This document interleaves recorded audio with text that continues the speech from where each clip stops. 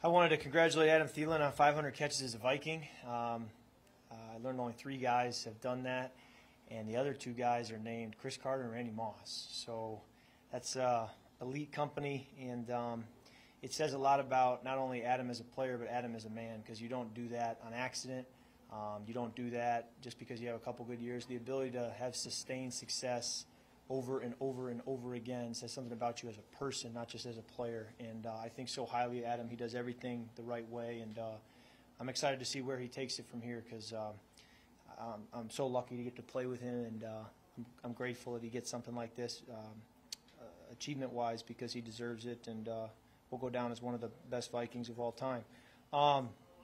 Can't say enough about what T.J. Hawkinson did this week to learn this system. It took me about 4 months to learn it. He did it in like 4 days, so he's kind of making me look bad. But not one time in the huddle did I feel like he was looking at me like he didn't know what to do. Just very much on top of it. It gave me a sense of ease as a result.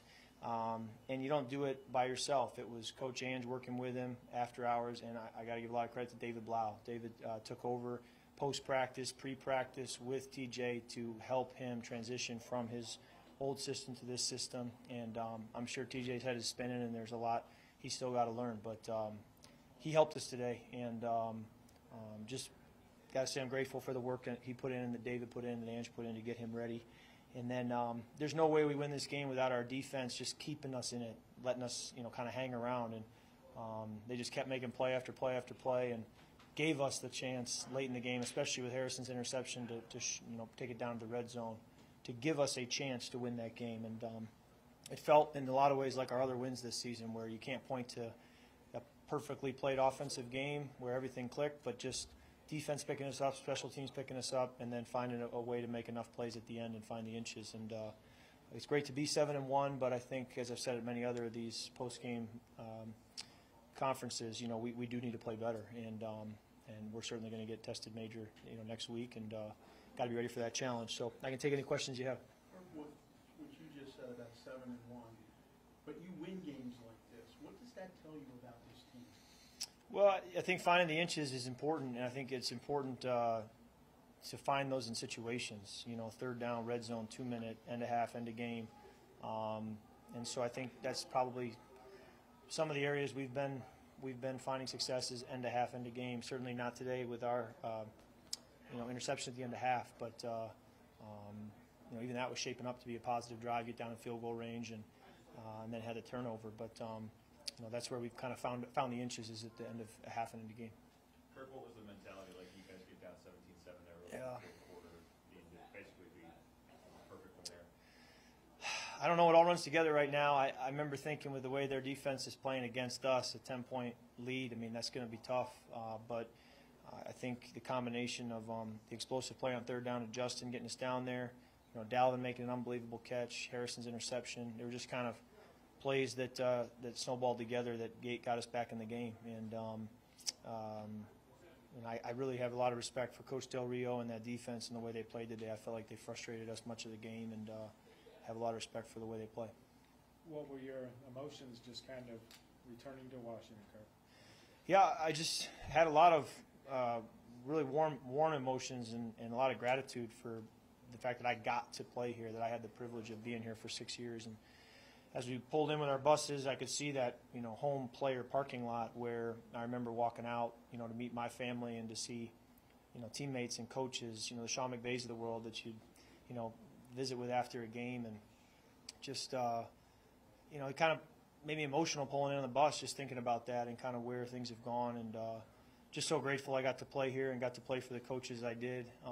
Mike Shanahan, future Hall of Fame coach, to be drafted here by him was just special, and to play for Kyle and Sean and Matt and Mike McDaniel and so many guys, Jay, it was just a blessing. And they believed in me before I believed in myself. I remember my second start at Atlanta, year 2. Kyle dapped me up before the game, right before kickoff, and said something like, go out, have a great day. And he said, kind of gassed me up. And I said, well, I want to prove you right. And he said, you don't have to prove me right. I know I'm right. You're going to be a player in this league for a long time. And that was before I'd done anything. And so his ability to kind of speak belief in me before I even believed in myself took my career to probably to a different level than ever would have gone. And Adam said that you led a "you like that" cheer after the game in Lockton. Can you talk about how that went? Kevin just brought me up to just break the team down, and so, first thing that came to mind. But it was just, I think the team was calling for that one a little bit. Kirk, obviously every win is important, Yeah. but did this one just mean a little bit more to you considering how everything unfolded, both the good and maybe the not so good? Yeah, I probably, so much time has passed, 5 years, there's been so much change. So I wouldn't say so. I think to win on the road and, to find a way means a lot. It's a special win. It was a hard-fought game. I think the way that they rushed us, the way they hit us, it's one of those games where, you feel that toughness and as you walk off the field and feel it's so great to win. But, I just have so many positive memories being here and what it meant for my football career, but also for my life. The reaction you had when you guys pulled up this morning and saw that player parking lot, Yeah. catch you by surprise, or were you kind of gearing up to feel a certain? I caught me by surprise. I had never entered the stadium on a bus from the visitor side. I've been here 60-plus times as a home player, but never as a visitor. So to kind of realize, that's right where it was, and the number of times I made that walk from the car to the stadium and back out, and highs, lows, the whole thing, and just where life is taking you, and I got Chris standing here. I mean, Chris knew me when I was a single college guy coming out of college, and so to see him is kind of one of the examples of just a lot of memories flooding back, positive, warm memories, and just feel so grateful that I got to be here and be part of this. Kirk, on the ball to Justin, when you get hit there, it looked like you were feeling like I could stay in the game. Yeah. How are you feeling once you get hit? And Yeah. You make the plea to stay in there? No, I just couldn't breathe for a second. Got the wind knocked out of me. And I thought he scored, so I was kind of like, I could jog down there and suck wind for a second, but I think we scored, so I'm just going to lay here and kind of catch my breath. And then they're like, no, he's down at the 10. And I was like, oh, okay, I need to get up. So I started jogging, and they were like, you have to come out. And I said, I figured. So Nick Mullins went in there, did a great job. They gave him a bit of a difficult read type play, and he answered the bell. He read it perfectly and did his job, and then was able to go right back in because once I caught my breath, I was good.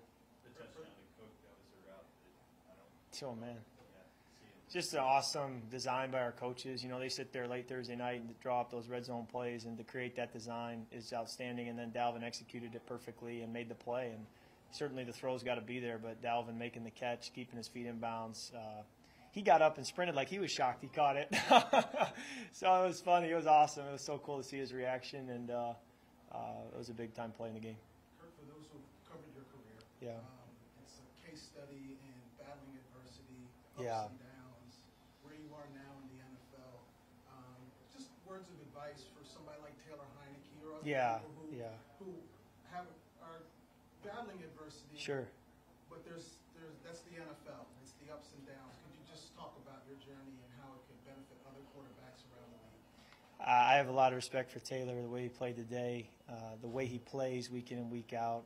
I think he's got a lot of grit and ability, and playing the quarterback position seems to come pretty naturally to him. He has a good feel for it.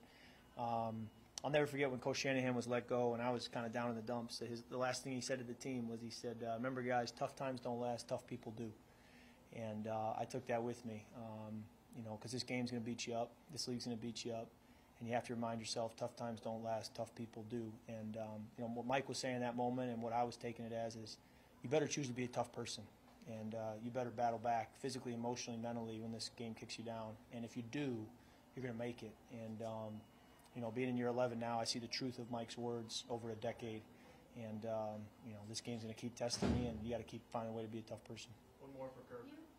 You kind of downplayed a little bit you like that with the guys. You said, yeah, they were kind of looking for that. But there's a reason you like that was like the first thing that came to your mind. Like that sort of signifies your whole tenure here. That statement, you've proven people right. How did that feel? Well, it feels great to win in this league.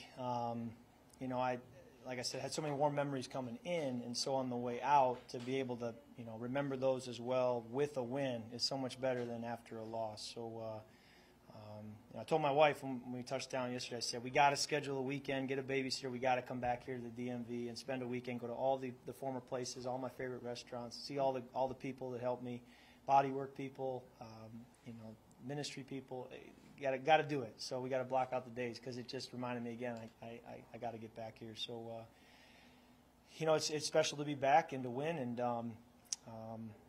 yeah, I guess those 3 words will follow me for the rest of my career and maybe my life. All righty. Thanks, guys.